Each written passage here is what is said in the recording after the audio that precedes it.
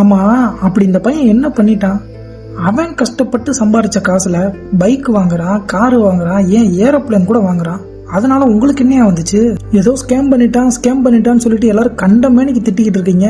ஒவ்வொரு நாளும் மக்கள் கிட்ட மாட்டாம அவங்கள எப்படி ஏமாத்தலாம் அப்படிங்கறதுக்காக கஷ்டப்பட்டு உழைக்கிற அவன் குற்றவாளியா, இல்ல எந்த உழைப்புமே இல்லாம உட்கார்ந்த இடத்துல இருந்தே சம்பாதிக்கணும், அதுவும் அளவுக்கு அதிகமா சம்பாதிக்கணும் அப்படின்னு நினைச்சு ஏமாந்தவங்க குற்றவாளியா? 1000 ரூபாய் கொடுத்தா 10,000 ரூபாய் கிடைக்கும் அப்படின்னு அவன் சொல்றப்பயே அவனுக்கு எங்க இருந்து இந்த காசு வரும், எப்படி திருப்பி கொடுப்பான், இதனால அவனுக்கு என்ன லாபம், இப்படி எதையுமே யோசிக்காம நமக்கு 10,000 ரூபாய் கிடைச்சா போதும் அப்படின்னு நினைச்சு அவன் கேட்ட உடனே காசையும் கொடுத்துட்டு இப்ப அது ஸ்கேம்னு தெரிஞ்ச உடனே புலம்புறதுல என்னதான் அர்த்தம் இருக்கு?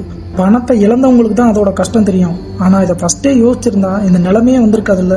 மக்களுமே சோசியல் மீடியால இந்த மாதிரி ஒரு ஸ்கேம் வீடியோ பாக்குறாங்க அப்படின்னா அதை அடுத்தவங்களுக்கு ஷேர் பண்றப்ப இது ஒரு ஸ்கேம் வீடியோ, யாரும் நம்பி பணத்தை போட வேண்டாம் அப்படின்னு சொல்லி ஷேர் பண்ணாம இதுல 1000 ரூபாய் போட்டா 10,000 ரூபாய் கிடைக்குமா, நான் இன்வெஸ்ட் பண்ணிருக்கேன், நீயும் இன்வெஸ்ட் பண்ணு அப்படின்னு சொல்லி தான் ஷேர் பண்றாங்க. அதனாலதான் இந்த மாதிரி ஸ்கேம் பண்றவங்க நல்லா சர்வைவ் ஆகிட்டு இருக்காங்க.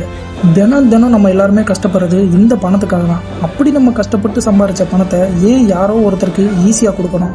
தயவு செஞ்சு கொஞ்சம் யோசிங்க. அது மட்டும் இல்லாம என்னைக்கா இருந்தாலும் பேராசை பெரு நஷ்டம்தான்.